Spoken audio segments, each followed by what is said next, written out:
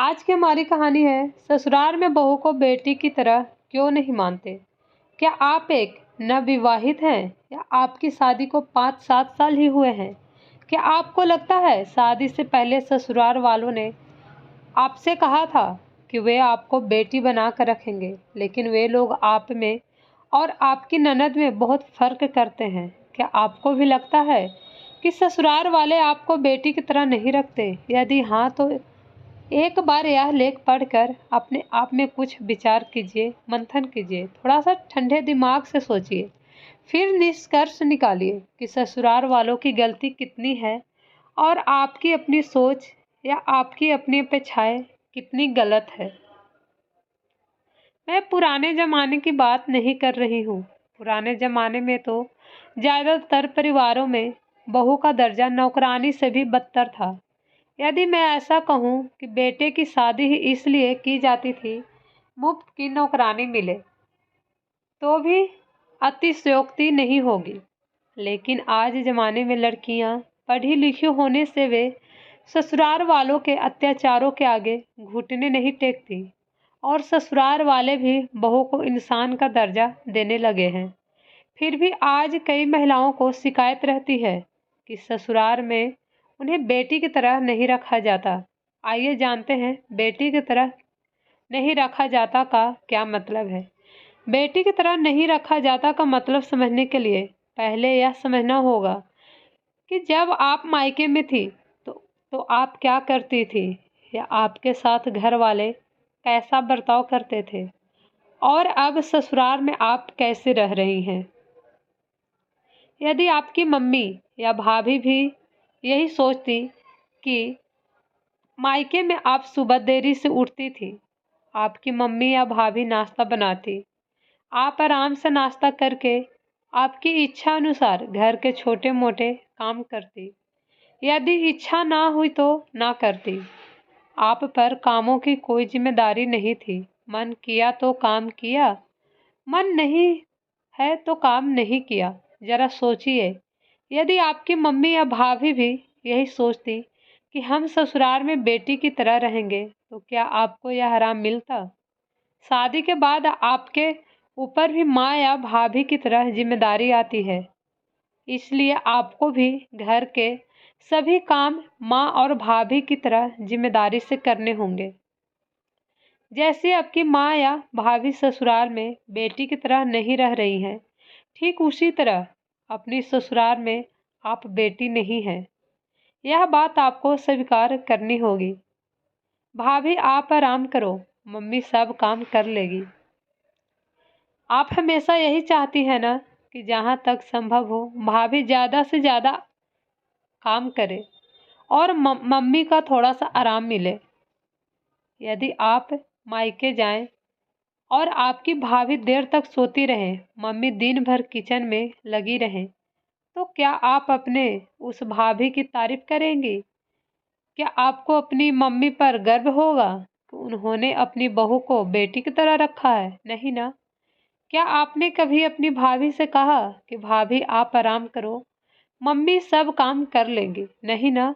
तो फिर जरा सोचिए, जैसे आपको लगता है कि आपकी भाभी ने ससुराल में ज़्यादा काम करना चाहिए, ठीक वैसे ही आपकी ननद को भी लगता है कि आपने अपनी ससुराल में ज़्यादा काम करना चाहिए।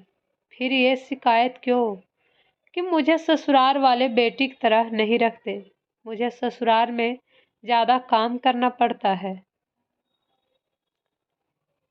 हमारी फैमिली का एक ही काम करूँगी। कई लड़कियां महिलाएं कहती हैं कि वे सिर्फ अपनी फैमिली का ही काम करेंगी। कुछ महिलाओं की डिक्शनरी के हिसाब में अपनी फैमिली में सिर्फ उनके पति और बच्चे ही आते हैं, तो कुछ महिलाओं की डिक्शनरी के हिसाब से अपनी फैमिली का मतलब पति और बच्चों के साथ साथ सास ससुर भी आ जाते हैं। लेकिन कई महिलाओं को देवर जेठ और ननद के काम करना मतलब पहाड़ खोदने जैसा लगता है। जरा सोचिए, आप मायके गई और आपकी भाभी बोले कि वो आपके लिए खाना नहीं बनाएगी या काम की अधिकता की वजह से वो दिन भर मुंह फुलाकर काम करेगी, तो आपको कैसा लगेगा? इसलिए यदि आपको लगता है कि आपकी भाभी आपके साथ हंसी खुशी से रहे, दौड़ दौड़ कर काम करे, आपको नए नए व्यंजन बनाकर खिलाए, तो आपको भी अपनी ननद के आने पर उसके साथ हंसी खुशी रहना पड़ेगा। आप ये नहीं कह सकती कि वो इस घर की बेटी है, तो मैं भी तो बेटी ही हूँ, तो मैं ज़्यादा काम क्यों करूँ? आजकल ज़्यादातर घरों में बहुओं को भी बेटी की तरह कपड़े पहनने की आज़ादी है, लेकिन ज़रा सोचिए कि आपके मायके के बड़े बुजुर्ग रिश्तेदारों के सामने या खास त्योहारों पर भी आपकी भाभी जीन्स टॉप पहने तो क्या आपको अच्छा लगेगा? आप यही कहेंगी ना कि भाभी एक दो दिन तो बड़े बुजुर्ग रिश्तेदारों के सामने या खास त्योहारों पर साड़ी पहन सकती हैं। यदि आप भाभी के लिए सोच सकती हैं तो खुद भी तो बड़े बुजुर्ग रिश्तेदारों के सामने या खास त्योहारों पर साड़ी पहन सकती हैं। ऐसे वक्त जींस टॉप पहनने की जिद क्यों? शादी से पहले लड़कियों को बच्ची कहकर उसकी नादानियों को, उसकी गलतियों को माँ बाप नज़रअंदाज करते हैं। लेकिन जैसे ही 7 फेरे होते हैं, कोई भी लड़की लड़की से महिला बन जाती है। महिला बनते ही उसके ऊपर कुछ जिम्मेदारियां आ जाती हैं। इन जिम्मेदारियों का निर्वहन कर महिला को ही करना पड़ता है, चाहे वह हंसकर करे या मुंह बनाकर करे। जो महिलाएं अपनी जिम्मेदारियों का हंसकर निर्वहन करती हैं, उन्हें ऊपर दी हुई छोटी छोटी शिकायतें नहीं होती है कि उन्हें ससुराल में बेटी की तरह नहीं रखा जाता। क्या आपकी मम्मी ने कभी शिकायत की है कि उन्हें जल्दी उठकर घर के सभी काम करने पड़ते हैं? वो तो तपती बुखार में भी सबके लिए खाना बनाती हैं। क्या आपने कभी अपनी मम्मी या भाभी को ससुराल में मायके की तरह महसूस कराया? यदि नहीं, तो आप कैसे उम्मीद कर सकती हैं कि आपको ससुराल में मायके की तरह महसूस हो?